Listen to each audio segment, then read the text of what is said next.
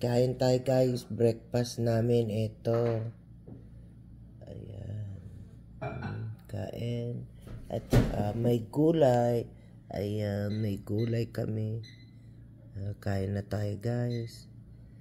Ayan. Ano din na po isa ka? Okay. Kani. Hindi mo nangantin na po. Ayan, may ayan, kain tayo breakfast guys. Una. Ayan, breakfast namin guys. Kain na yan. Kain. Ayan. Nagdala na naman ako ng baby bangus. Ayan. Ito naman yung niluto ko kagabi sa bahay. Dinala ko dito. Ayan. Ito naman. Ayan. O, kain na guys. Kain.